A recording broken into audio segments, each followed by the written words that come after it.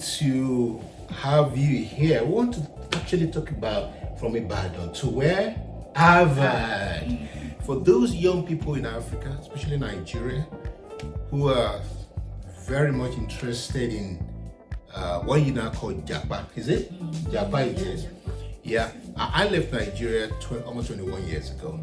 It was a different ball game then than the realities on ground now. In fact, I'm going to be doing a podcast with you, or webinar, at a certain stage that I titled, I wanted to live at 16. I ended up living at 41. So there is a process to this. But today, it's all about Gbemi, my good friend here, who is on our way to Harvard University. Now, Gbemi, a lot of young people, especially in Nigeria, would rather want to be in your shoes now, especially those who are interested in exploring the global world, and more than that, to also have opportunities that makes their life better. But then, we're in Geneva now, where you've been for 3 years, and you'll be in Harvard because of this week.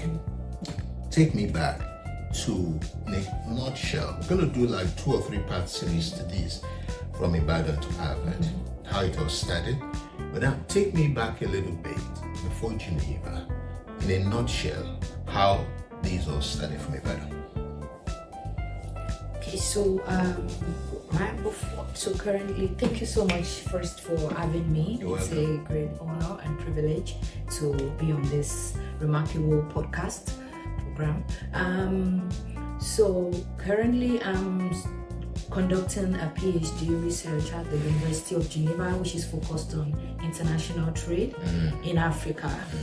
And so taking it back to the journey which had led to this place is, yes, my first degree was at the University of Ibadan. Where you studied law, Where yes? I studied law, yes. Okay. My bachelor's of law was at the University of Ibadan, and then proceeded to the Nigerian Law School. In Lagos? My law school in Lagos, Right. Victoria Island in Lagos. That's where we Nigeria. all go anyway. Everyone would go to Lagos to actually have a career for us in the big city. You know? And then from Lagos, I was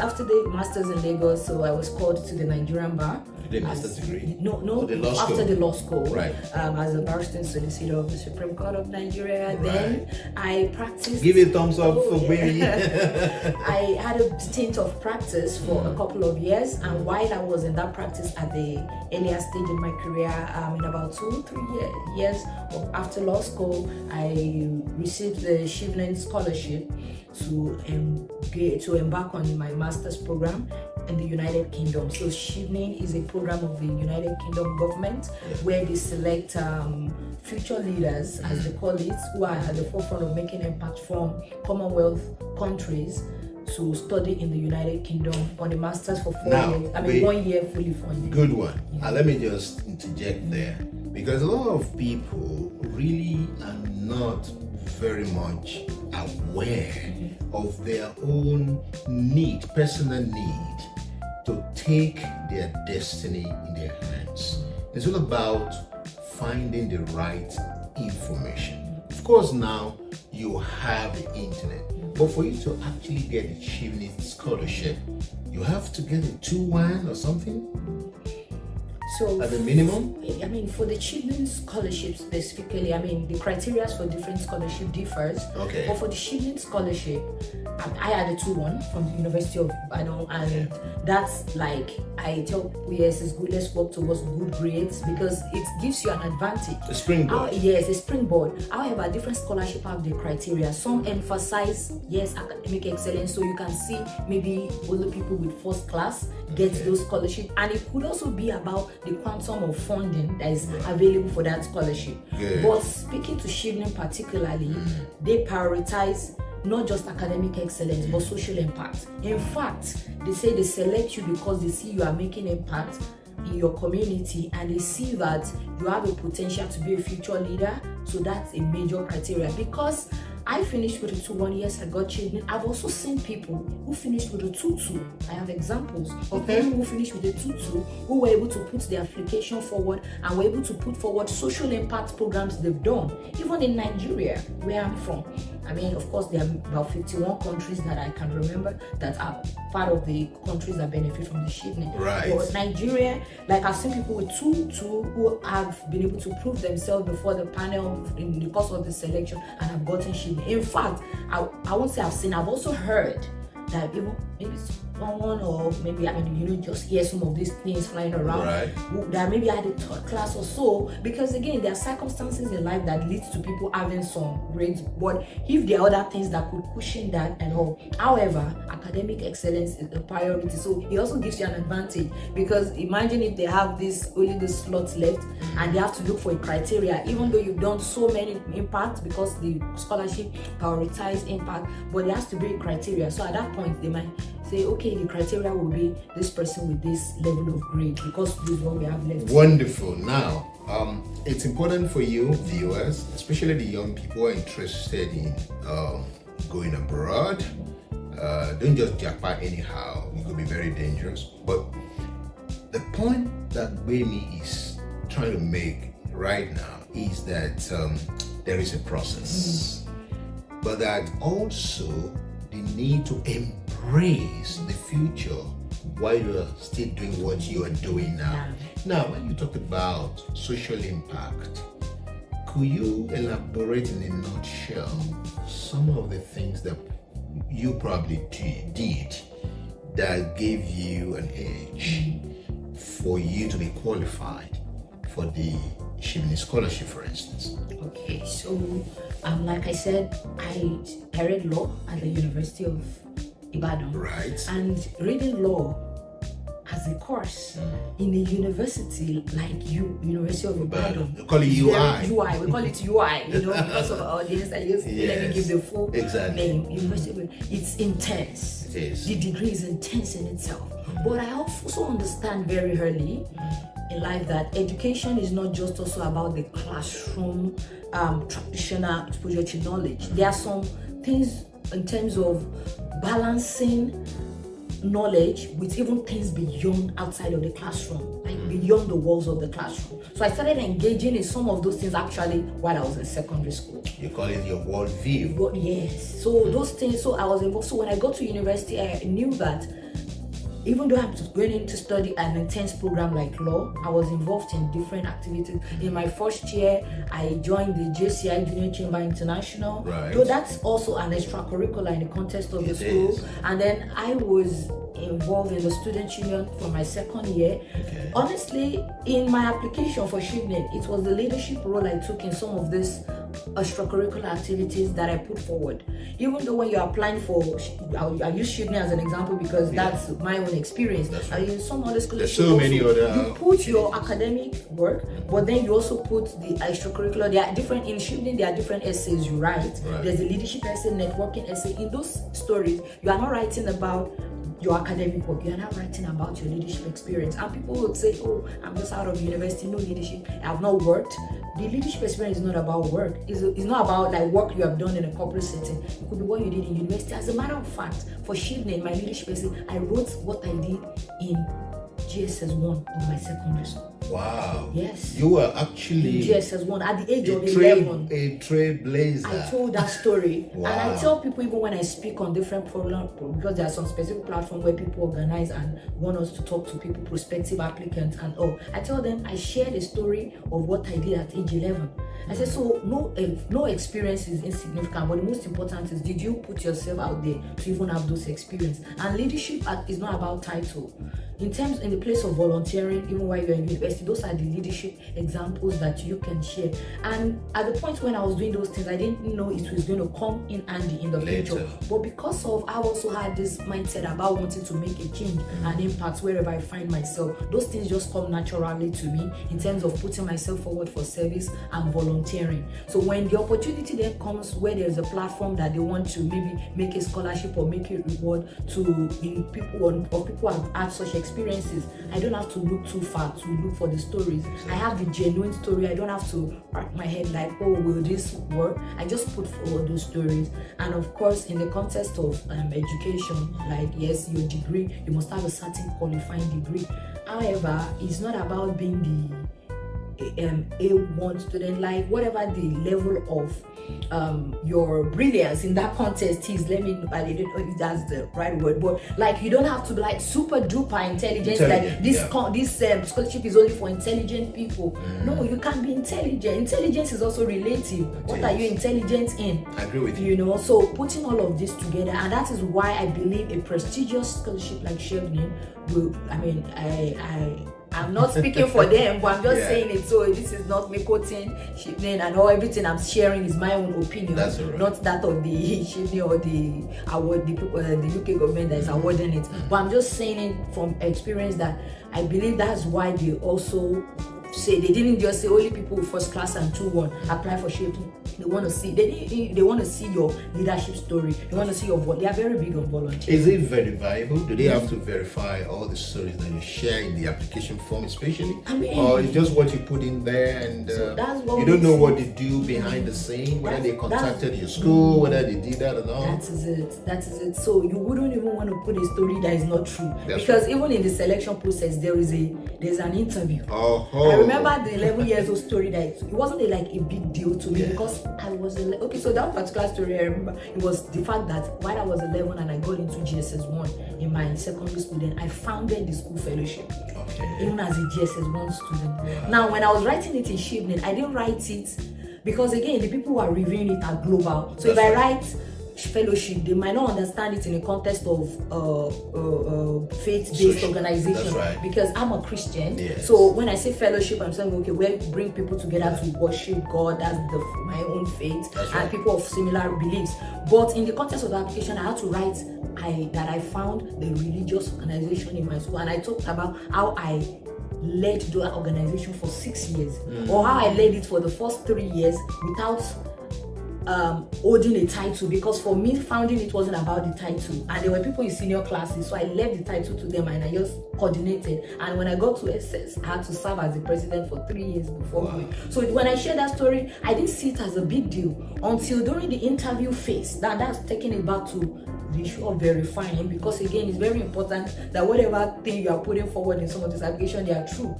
So I didn't see it as a big deal, because he put it in the application until I got to the interview, and there was one woman on the panel and she was looking at me like, you founded something at 11? And then, because again the essay is limited, so there's limit to what you can write when you're writing the application and the essay. But when she asked that question, I was so excited, because I then went into the depth of the story and took her through the process, and that was the verification. That's it. In the detail, you can't fault it. And of course, like you said, they could also go to the background. You never know. And now, it's even in those times when I was applying, maybe internet and digital this thing is not as it is now, because post-COVID, what internet used to be post-COVID is not different. Before COVID is different from now. So now you can verify practically everything. It's a change. COVID has been a change. That's provided change. Yes. So that's interesting. Once you have the story, just put that story forward. Even if it's not verifiable on internet, so far you can defend it.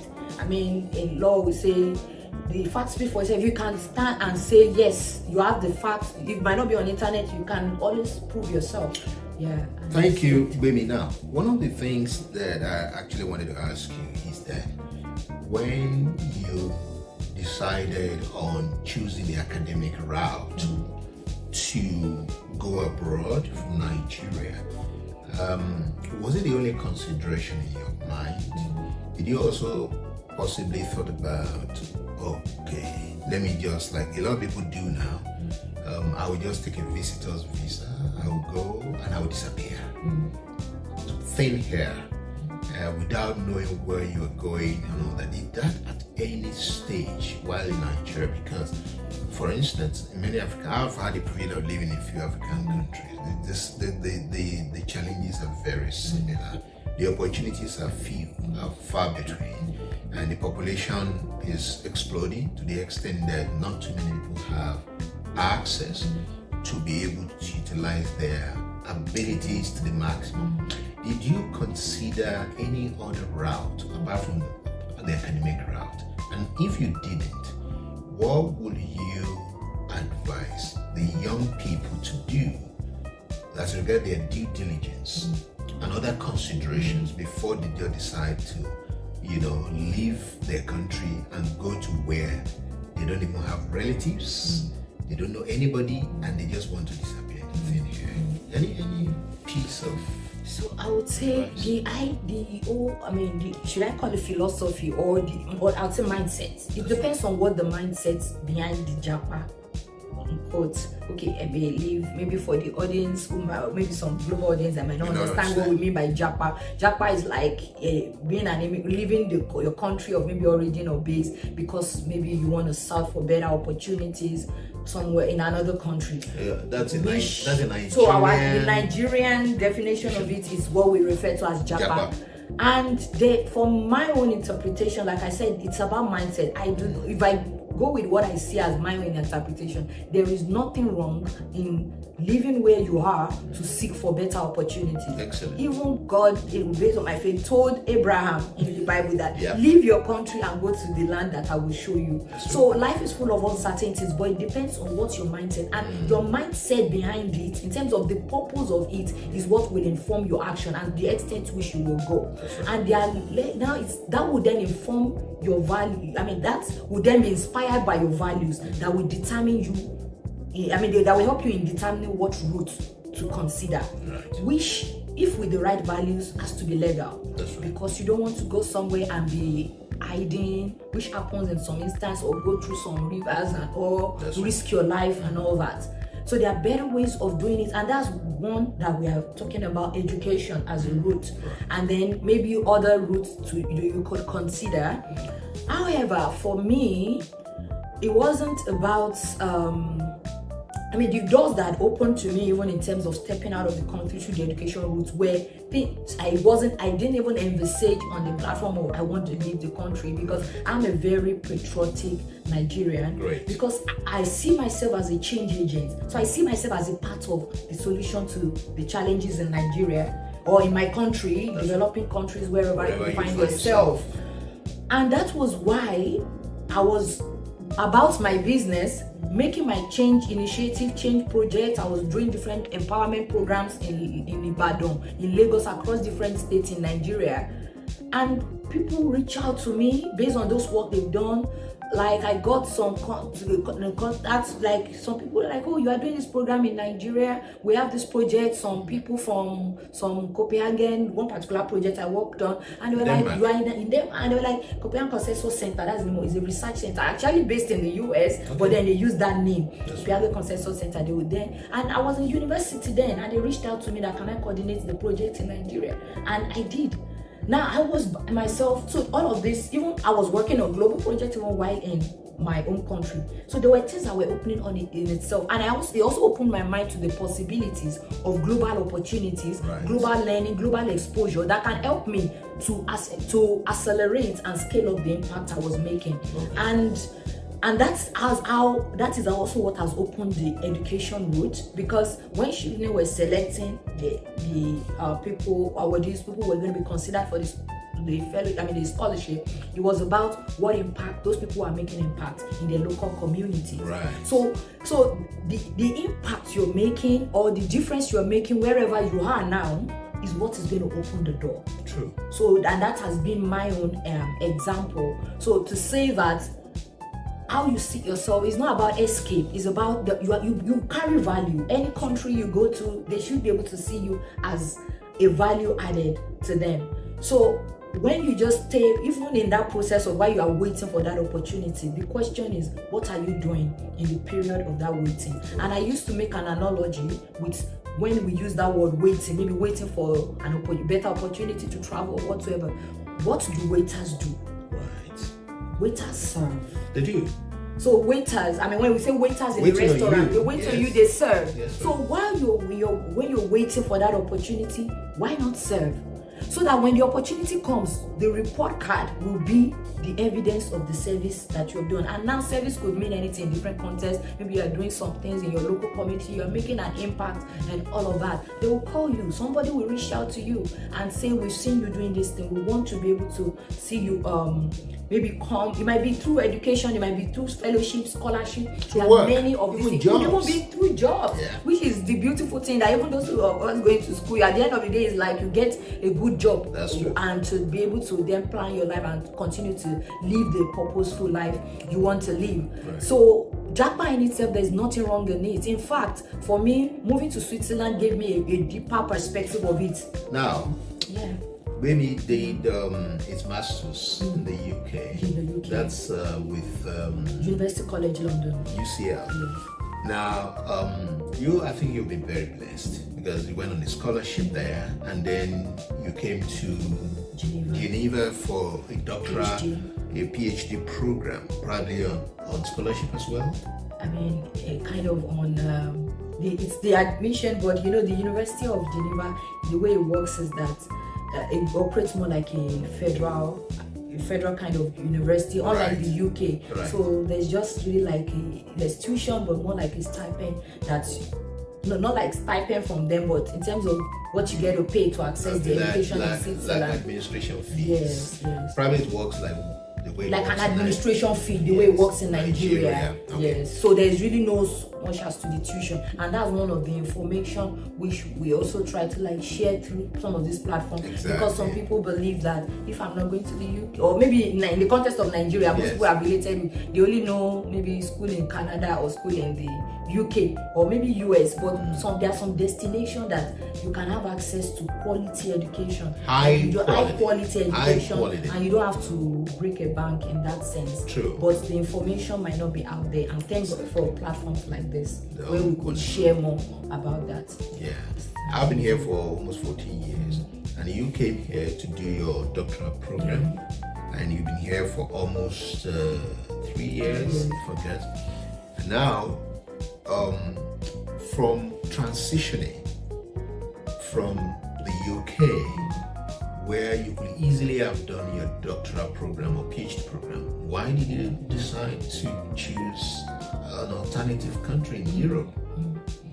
Much less Switzerland. So for me, I before coming here for the PhD, I didn't even know so much about Switzerland. I mean, of course, you just know names of countries, but probably in terms of knowing so much about the country or what they do, I didn't. Until, like I said, it's what has always driven me is about how to make impact. Yes, impact in Nigeria. And for me, based on the different things I've been involved in, my scope of interest also expand to the level of the continent. Like Africa is a blessed continent. Yes. What can I do in my own little way? Yes, it might look like a drop of water in an ocean, but what little difference can I make? So when I got into London, into the University College London, and I was trying to pick an area of research for my thesis, this short thesis you do during a master's program, and I was like, I don't just want to do a thesis so that I can, complete the coursework for a master's, and then yes, I have master's in international to fulfill all righteousness. No, I'm like, what impact can this make beyond just having a LLM degree from UCL? And then I decided to what is going to give me utmost fulfillment in the context of everything I'm doing is to have a research that will be focused on Africa. But another thing again, I didn't also arrive at this by myself. I also sought counsel from alumni, mentors. I mean, it might not even really be mentors, because it might not really I had a close one-on-one in quotes relationship with them. Some of them it might just be through seeing what they are writing on LinkedIn, and you are catching inspiration that okay, this is the direction of things. And also I decided to I want to do a research focused on Africa. Maybe in that context they could feel role models, people who have been through a path that you are just embarking on, and you just look at what they are doing, what they are publishing. They might not even know you exist, but you're learning from them. And then I decided I was going to write on Africa. Your unknown admirers. People admire. It's very important for you to have people in your life who you can actually learn from, and they can become your unknown admirers. Get inspiration from the quality work they do, the impacts they making another. Okay, sorry for cutting you short. Yeah, so I mean, link up to that, the whole inspiration coming, and you know, I married all of those things. I decided I was going to write on Africa, but then it's a law research and all, putting all of these things together. That journey of that research took me into the context of trade, exploring trade issues. Wow. And when I started looking at that trade issues in the context of dispute settlement, I was more curious. But there's only little you can do with a master's research, because it's just a master's research of maybe 3 months or this thing in the context of your 1-year master's program. And I told myself, this is interesting. I would like to dive deeper and really make something that will be substantial. And while I was still concluding the program in London, got on a project. It was the COVID year, you know, collaborated with other academic scholars across different countries. We're designing a solution for trade. And then I told myself, and this opportunities about prospect of how to explore a PhD came up, where I could even dive deeper into a PhD research that gives you more time to go deep into the issues that you are now getting really interested in. Even though I know I've always wanted to do a PhD, but I never knew I was going to do it immediately, because you know, when we think about PhD, those times it's like, okay, maybe you do a PhD maybe when you're 50, you know, because again, you don't want to like later. Now, especially for our generation as millennials, we want to make money. So please, PhD later. Right. But for me personally, I've always admired to want to do a doctorate. You know, I love this interaction with knowledge, and you know, just bringing it together with making a change and all. So when the opportunity presented itself, or let me say the opportunity to do it immediately, I was like, oh, okay. But then it was more like, I also sought counsel then from some of the professors and all of that. And like, okay, why not? So the advice was like, why not just do it now?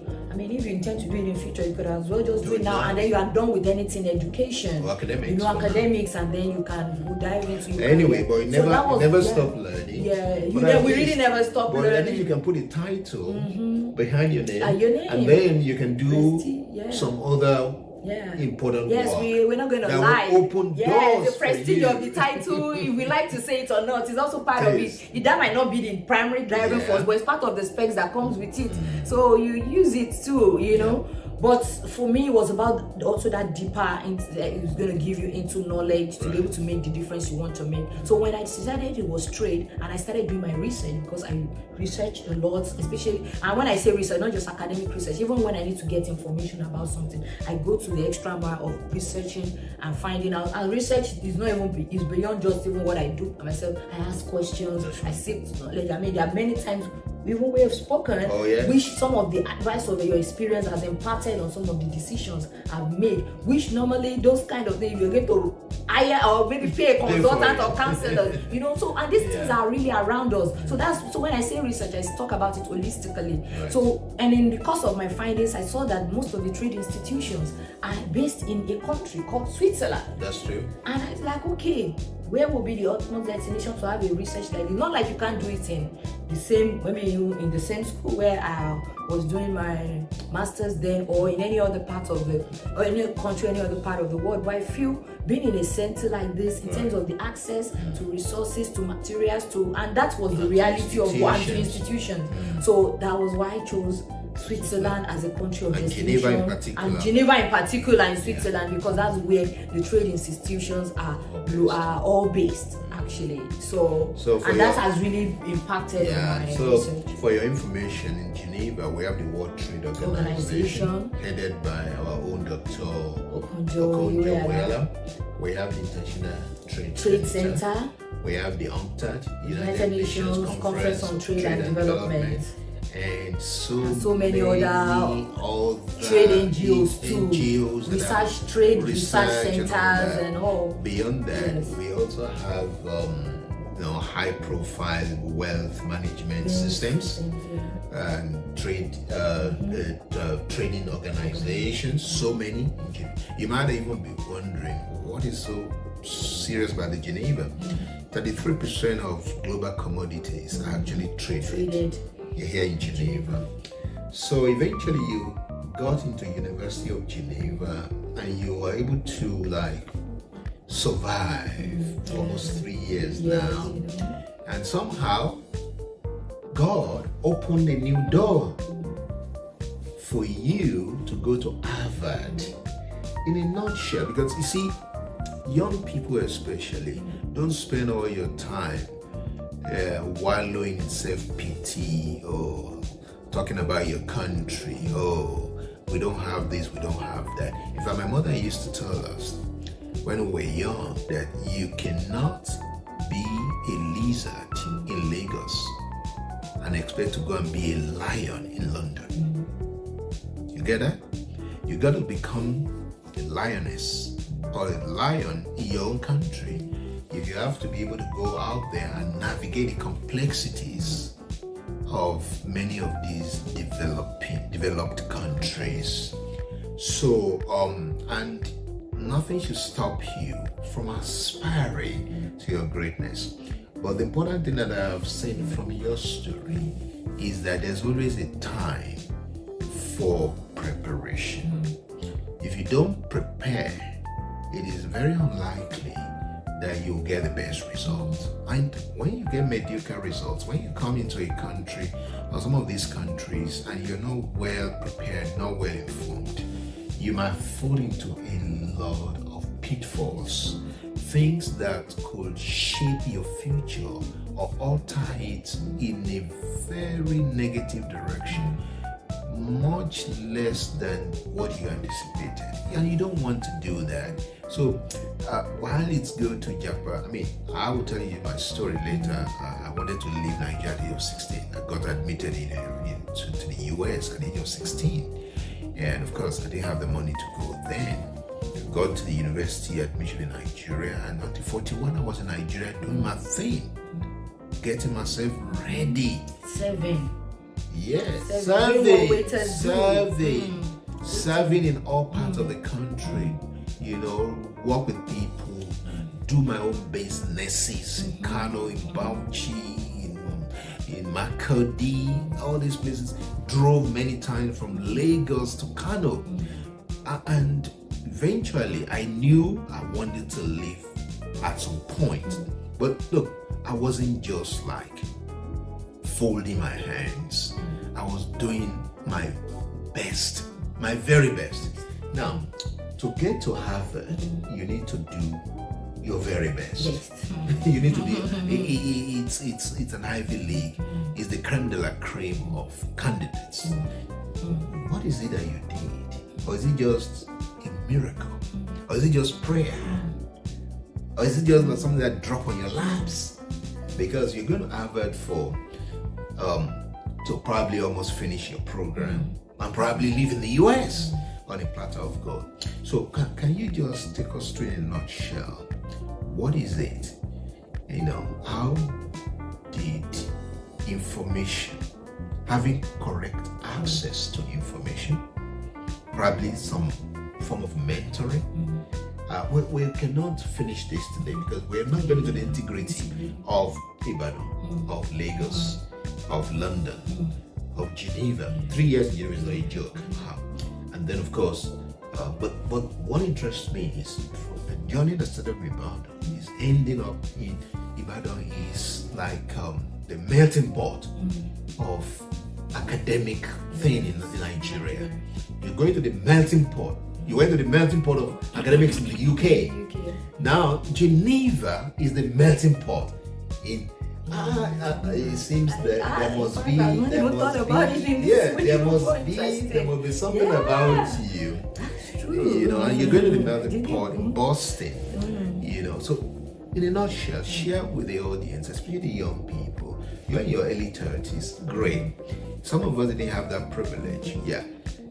I finished my PhD at the age of 57. So never say never. You can always try. But how is it? What is it that eventually is seeing you going to Harvard?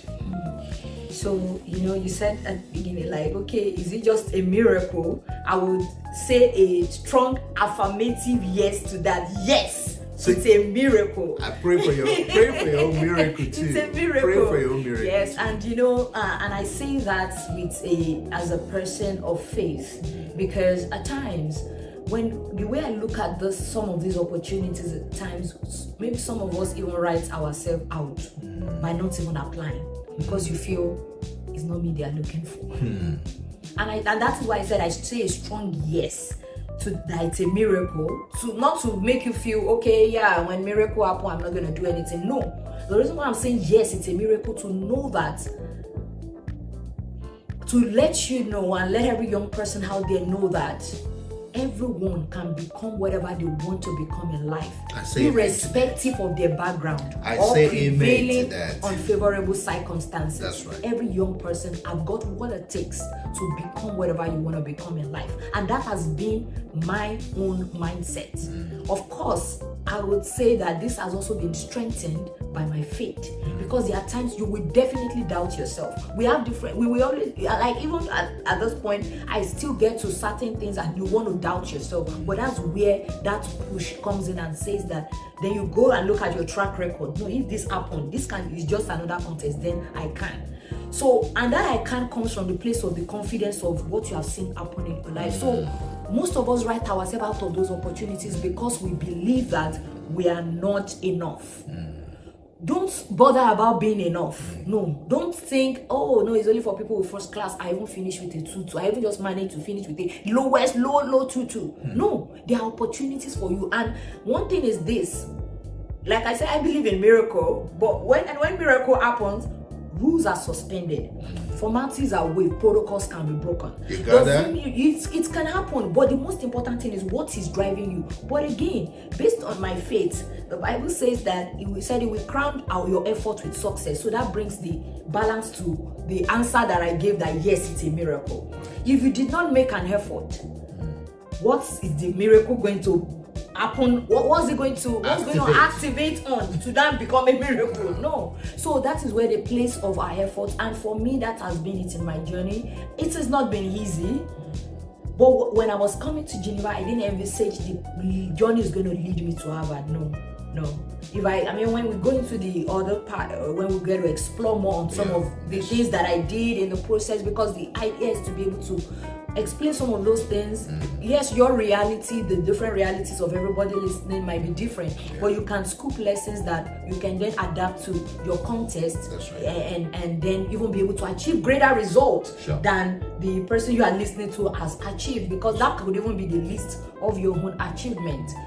But that is to say that I have had to, resilience was a key factor for me. Right. Because there were times when it was just very tough. There were times where you I saw something on the internet yesterday, and it shows two cars. They were parked at the back of each other like this. They were close like this, and I saw one of these our PhD memes. Then somebody wrote on it, the gap between me, between the decision of me quitting my PhD and thinking of continuing.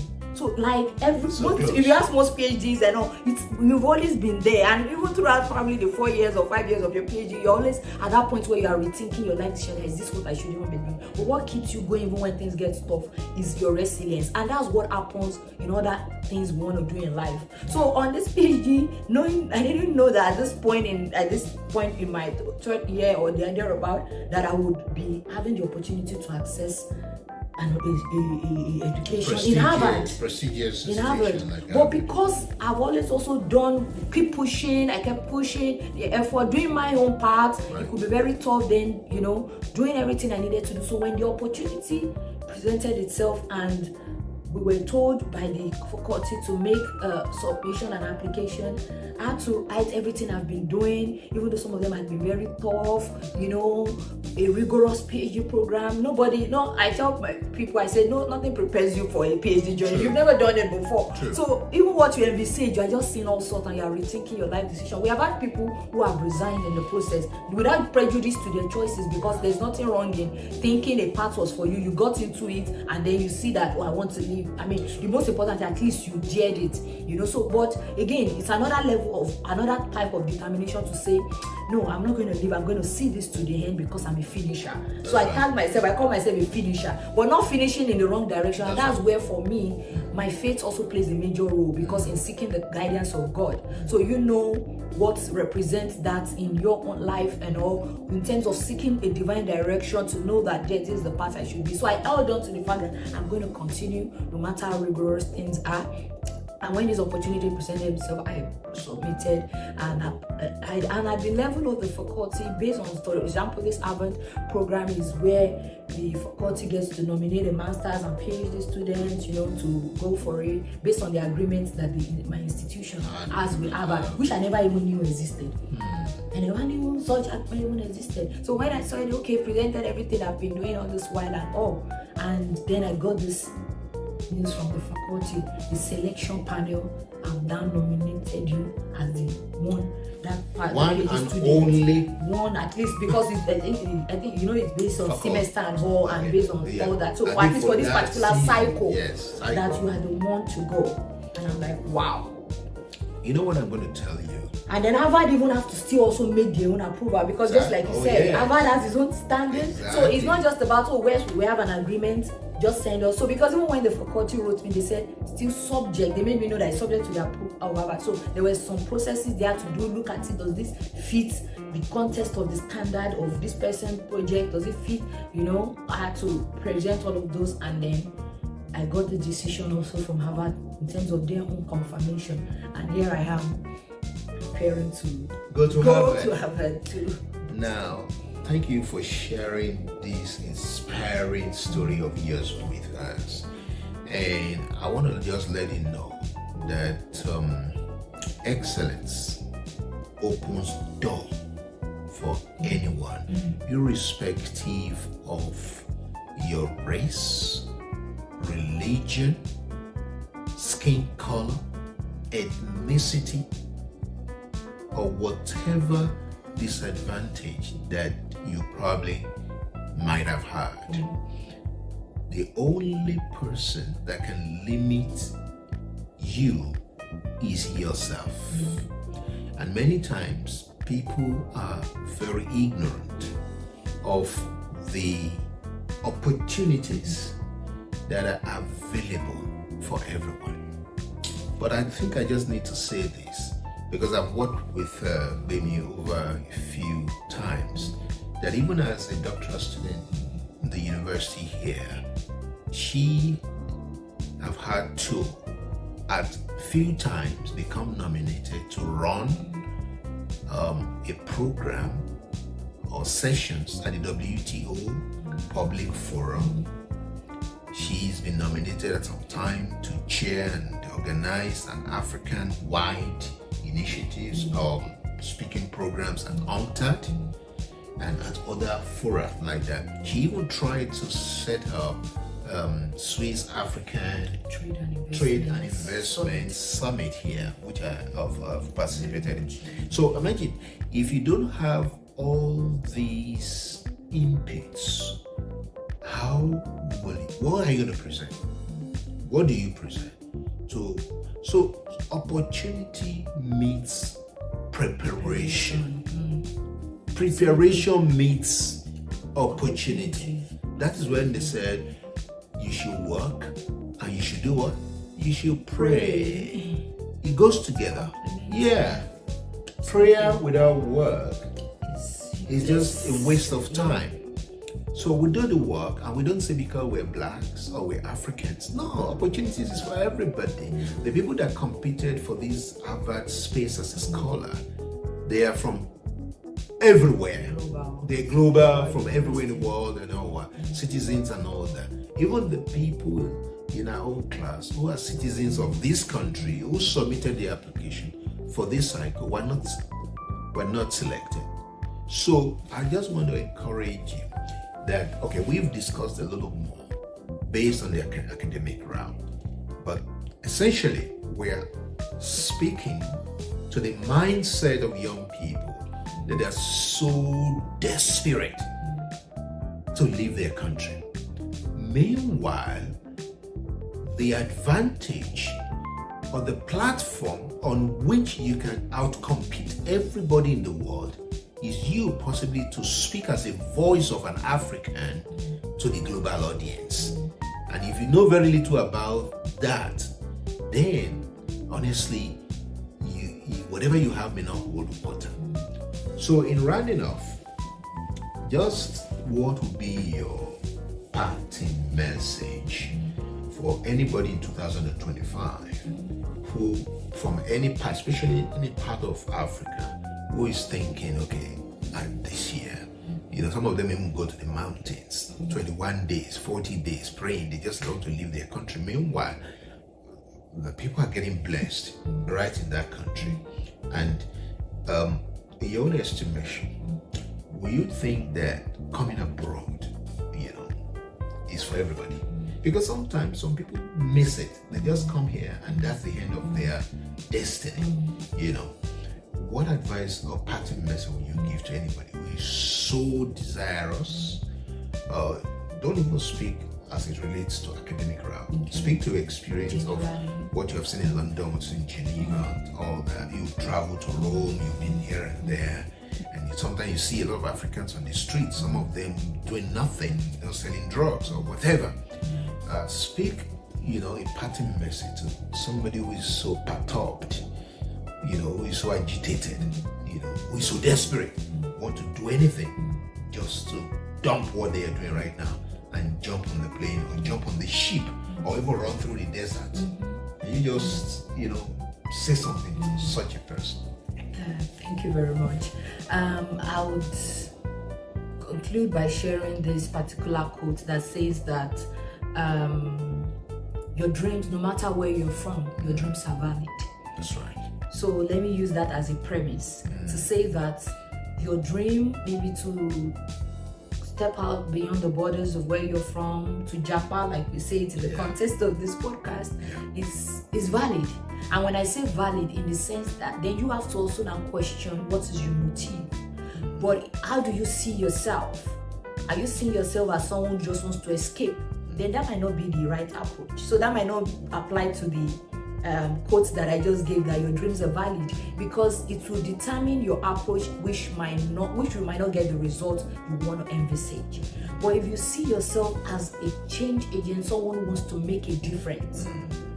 Now, making a difference could be in your country, could be where you're going to, but if you see yourself, it will even determine how you carry yourself when you get to those places. True. No matter what route you explore. True. Because you see yourself as a value adder. In fact, you go to, so maybe because of the change, or because I wasn't saying leaving a country or going out of the country as a Japa thing. I even see it as a place whereby I'm a stakeholder, whereby to make the connection and connect the dots back to how all of these engagements in these different countries can make an impact in my country and can make an impact in my continent. But then generally I would say there is nothing wrong in seeking a better life. Because again, when you have a better life, is then you can even do the things that makes an impact. Because honestly, if we look at the Maslow's hierarchy of need, when we talk of the things that has to be fulfillment, it's at the top of the pyramid. There are some basics and necessities of life. And when you see young people or anybody, not even just young people who wants to Japa, it's about some of those basic necessities at times. And maybe those things are not available where we are. But it's about also how can we create that life to meet the basic needs at that level of the pyramid first. So if it means you going out of the country to achieve that, for me personally, it's my own personal point of view, please go for it. Go for it in the different routes you could explore, either education, job, or whatever reason. But why waiting for it? Because again, it's not just about saying go for it. Go for it is about resources. In short, that's the foundation.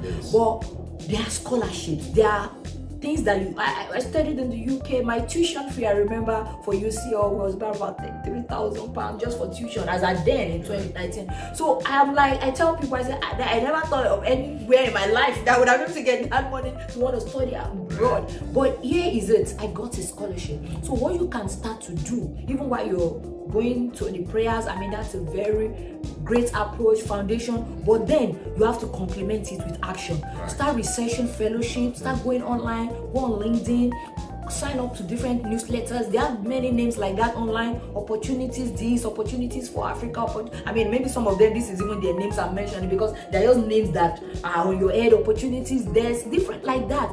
Look for them online and start bookmarking fellowships and all that. And these things are being paid for. And when you apply for them, they don't ask you where you're from. In fact, when they even for those that ask where you're from, that's more to the reason why they see that, oh, this person does not have the privilege in terms of maybe background where they are from, or the capacity, but look at what they have done. So, and how can you justify what you have done? You can volunteer.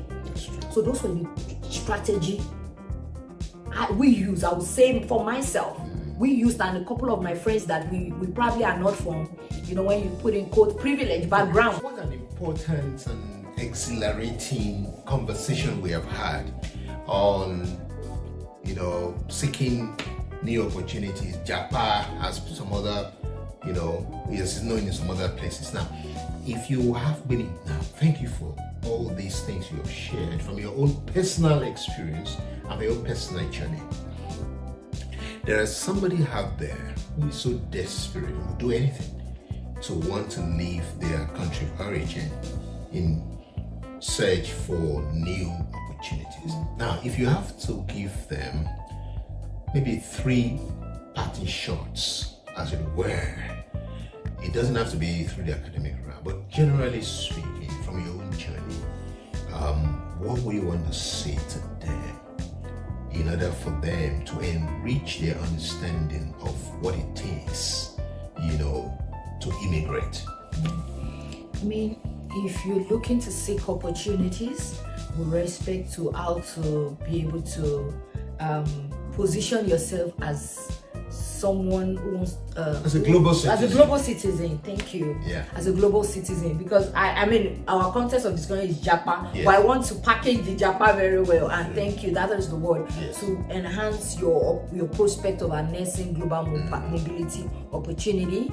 You must strategically position yourself such that now the opportunities could come through the academic care route, but that's just one of many other routes. It could come so many. It could be fellowships, it could be job, it could be different avenues. But the question is, what are you currently doing, even while you are waiting?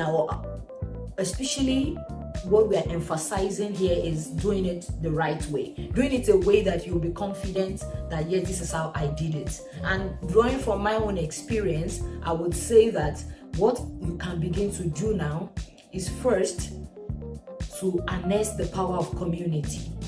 Where you are now, harness the power of association, the groups that you can join, where they share some of the information. You can't just be an island and don't isolate yourself. The power of information, and you get this information from community, from people, not around from angels. You, not like it's going to drop just from somewhere. No. So power of community, and alongside to that, I would say volunteering. And I mentioned volunteering because of some of us that probably are only able to harness this opportunity only through avenues like scholarship. For example, if you're looking at the education route, and you know that with the state of things, I can't even afford the registration fee of a university abroad, let alone the tuition fee. But there is a way you can take advantage of scholarship. But those scholarships also don't come just on a platter of gold that, we think you need this, we give it to you. You have to apply. So that's why I'm tying these 3 together. Now, for your application, the first thing I mentioned is community. In those communities, that's probably where you also hear the information about things you can apply to. Now, the volunteering I mentioned before is the fact that when you are filling those applications, you will have to put stories of things you've done. Now, it might also be probably things you did and you were paid for, even if it was a paid volunteering opportunity. But the most important thing is you were doing something that you can put as a story, craft as a story in that application, which, like we said, could be education routes application, it could be job, it could be fellowship, it could be any opportunity in that context that just makes you global and get another kind of experience outside of your country of base or origin or where you are now. But those are the things you can begin to do now, even as this year, just kicking in. So you can begin to engage in those things now. And then I'll summarize it again. Join community, volunteer, and apply. That's right. In community, you get information. When you volunteer, you have a story. When you apply, you put the story in the application, and then the sky is just your starting point, because you are then well positioned for these opportunities, and the doors will open up for you. And the sky is even the springboard. I don't even Exactly, say the limit. not It's the the limit. springboard, not even the limit. I like that. I like that. Now you've had it all. This is just the series we're going to be doing, and of course, like the video, share it, subscribe to it. But more importantly, you can DM us. You know, I've been out of my country for almost 21 years now. I've interacted very, very well with people in the international community, United Nations. I know almost everything about it. I've interacted with people in the United Nations. I run my own company and all that. And we can help you. We can give you advice. We can mentor you.